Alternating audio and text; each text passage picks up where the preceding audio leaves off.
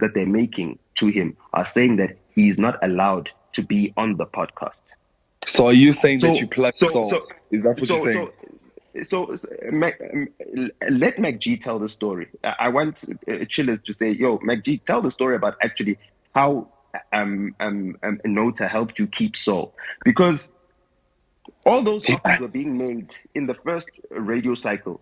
And MACG came to me, he said, listen, I cannot afford to pay this guy what he deserves and for the value that he's bringing in. And I'm already seeing that he's already feeling like he's underpaid and whatever. And you could tell from the attitude that Saul has on the show. Like every single time he talks about, oh, MACG just bought this or just bought that, or just, you don't pocket watch your employer, you know what I mean? And do that, you know, to try and make them seem as if they're exploiting you or anything else. So I said, listen, the only way to solve this problem is that if Saul is money hungry, let's solve his money problems. Let's find other opportunities where he can make money so he can still be committed to the podcast, right? And not need podcast money to live.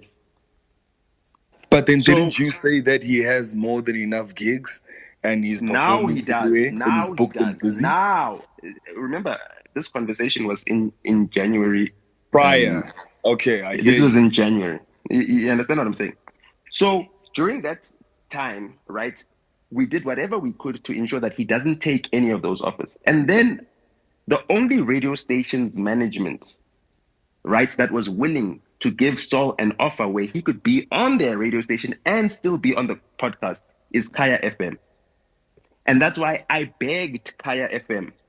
The people at Kaya FM, I won't name their names, but I begged them. I said, please hire this guy and ensure that he can stay on the podcast. Because if anyone else hires him, they will take him away from the podcast. And that will do a lot of damage to the podcast and MACG. Now, let's speak about MACG and the disparaging comments he made. Then why did you call him a sellout? Because he was going to sell out. So I needed him to sell out to people who are going to make sure that... Just a quick question. Wait. No. Let me explain that. I need to explain that. Because that is the reason why I called him out and I was very aggressive, even though I also assisted him in getting that opportunity, right? Sure. The reason why I called him a sellout is because I knew that he would take it personally and try and prove me wrong. And that would make him loyal to the podcast. He wouldn't. He would know true. That. Because even on the episode today, MACG was like, "Yo, ever since they said you're a sellout, you're going hard, eh?"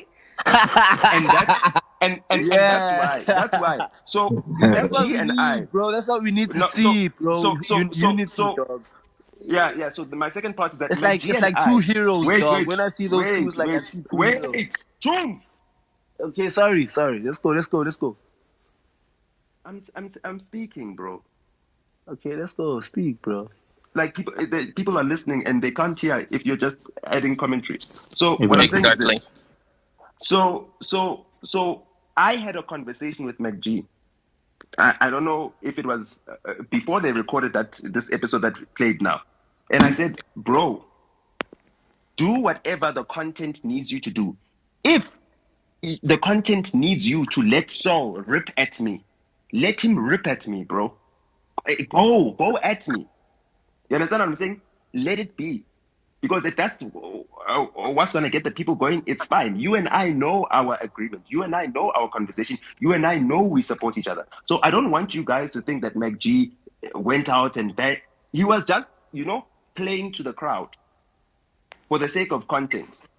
You understand? Right. But so now, at the same time, wait. But if you look at how MACG was criticizing me and saying all those things, that he's always been critical, dog. They've made jokes about me. MACG said, yo, Nota and Ntsiki Mazwai should be together. They both don't have kids and they've got too much time on their hands. He always uses me as someone he can throw jabs at and banter at because I'm his homie. He knows that I take that and I That's funny. You understand what I'm saying? So for me, I never mind that. So MACG saying what he said, he wanted Saul to say what he wanted to say, and it was Saul, a way of getting Saul to actually vent because he wasn't going to do it willingly, basically. Exactly. And did you hear how Saul vented? Instead of venting Host lady even had to interrupt him, like, okay, like he was touched, bruh. He's really touched about what you said. That's why I actually wanted to ask you about it. Like, how do you feel about his angle? Because at the end of the day, Sharp, okay, cool.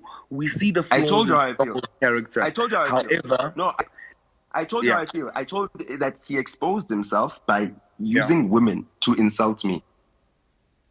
Insult me. And I've said that the other time someone was swearing at me, saying all these things, and I said, bro, you can insult me any way you want to. But don't use women to insult me. Yeah. You understand? I didn't even say that. I said, don't insult my family. Don't insult the women in my family. I didn't even say. You understand what I'm saying? I'm saying, insult me in any way. You can insult me in any way. Offense is taken. It's not given. It's not given. Yeah. It's on the table. It's up to you if you want to take it. I didn't take offense, and I don't take offense. You know what I mean? Yeah. But anyone who was watching Saul knows how he speaks about women, and knows that he'll readily use a woman's name to bring someone down. That's the thing. And that's the thing. And my father has a saying that he always tells me, and it's in its Shitsonga. It says, "Nyoka woiwona ailomi. Nyoka yoiwona ailomi." If you see a snake, it cannot bite you. MP,